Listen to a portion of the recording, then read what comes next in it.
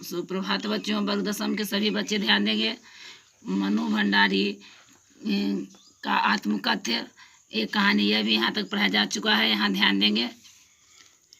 उस समय तक हमारे परिवार में लड़की के विवाह के लिए अनिवार्य योग्यता थी।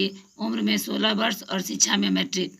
सन 1944 में सुशीला ने यह योग्यता प्राप्त की और शादी करके कोलकाता चली गई।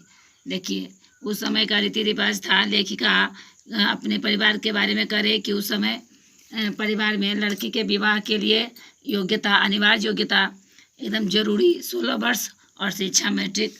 मैट्रिक के बाद सुशीला, उनकी जो 2 साल बड़ी बहन थी, उनकी शादी हो गई और वो कोलकाता चली गई। दोनों बड़े भाई भी आगे पढ़ाई के लिए बाहर चले गए। दोनों भाई पढ़ाई के लिए बाहर चले गए। इन लोगों की छत्र छाया के हटते ही पहली बार मुझे एक सिरे से अपने वजूद का एहसास हुआ। अब भाई और बहन की छत्र छाया उनका हट गया, वो अकेले रहने लगी। उनका अपना वजूद महसूस हुआ।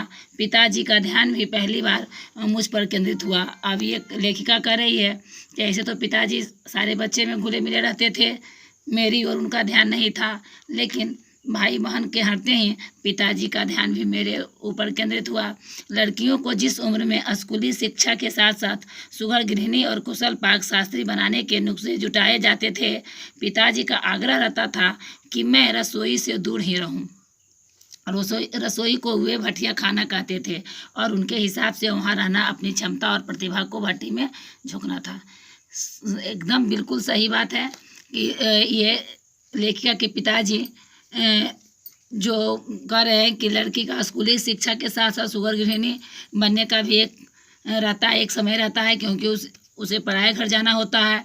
तो अगर सुघड़ गृहिणी, अगर कुशल गृहिणी बनेगी तो वो खाना का, रसोई का काम करेगी। तो रसोई के काम में अगर वो जुट जाएगी कम उम्र से, तो वो फिर अपनी प्रतिभा, अपनी क्षमता को वो भूल जाएगी, वो भट्टी में झोंक देगी। इसीलिए यहाँ प्रश्न आएगा कि उनके पिताजी रसोई घर को भटिया खाना क्यों कहते थे। वही भटिया खाना की कम उम्र वाली लड़कियों की प्रतिभा वहीं तक समाप्त होकर रह जाती है, वो आगे कुछ नहीं कर पाती है। इसीलिए वो भटिया खाना कहते हैं रसोई घर को।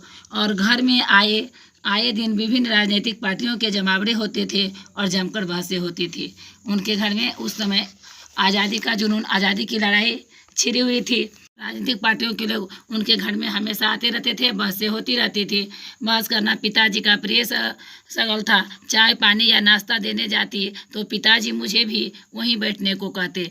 ये लेखिका जब जाती वहाँ पिताजी के समक्ष तो चाय पानी देने, तो वो कहते थे कि यहीं बैठो, तुम्हें ये जो बातचीत है उसका आनंद लो, ये जानो कि आए दिन देश में क्या चल रहा है। वे चाहते थे कि मैं भी वहीं बैठूं, सुनूं और जानूं कि देश में चारों ओर क्या कुछ हो रहा है।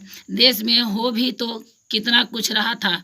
सन 1942 के आंदोलन के बाद से तो सारा देश जैसे खोल रहा था, लेकिन विभिन्न राजनीतिक पार्टियों की नीतियां, उनके आपसी विरोध या मतभेदों की तो मुझे दूर दूर तक कोई समझ नहीं थी। हाँ, क्रांतिकारियों और देशभक्त शहीदों के रोमानी आकर्षण, उनकी कुर्बानियों से जरूर मन आक्रांत रहता था। देखिए, उस समय कम उम्र के होने के नाते वो उतना समझ नहीं पाती थी लेखिका, लेकिन जो देशभक्त जो कुर्बान होते थे, जो शहीद हो रहे थे,